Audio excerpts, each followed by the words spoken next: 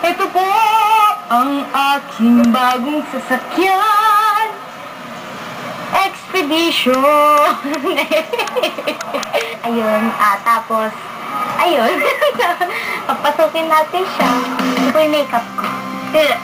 So, ito, bumili kami ng Christmas decoration. Ito mga box para dun sa condo. Bago lang po po. So, okay. Itutur ko po kayo. Itutur mo kami. Sa aking cute na condo. Yan. Siyempre, hindi ko makakalimutan po. First album ko po to. Pero hindi ko po ina-expect na magiging gold at siya. Kasi 6 songs lang po to. Ito, ano to? Kwarto mo. Ito po yung room ko na hindi naman siya masyadong kikay.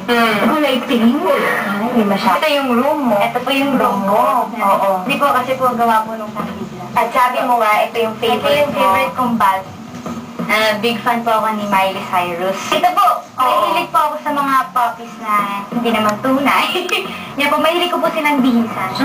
Pero syempre, ang pinaka-favorite ko sa lahat si Garfield. Mahilig po ako sa shades. Ito po yung favorite kong video. Kasi po, diretso na po siya sa YouTube.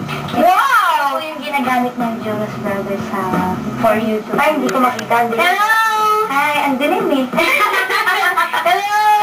Sino yan? Si Celine ba yan? Ayan po yung tour niya nung sa Madison Square Garden. Wow! Okay, ito po yung kasama ko si Alicia Keys. Asa na ba yung... Ito na po, si Cherise na nagsising and dance!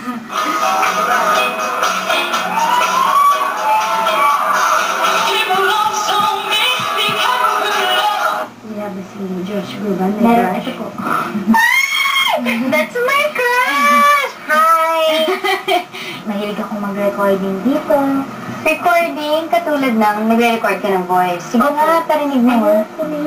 Ay, gano'n.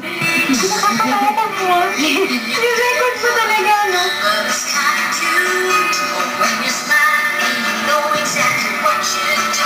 Siya nag-mix-mix ka rin sa garage band. Baka baka maging producer.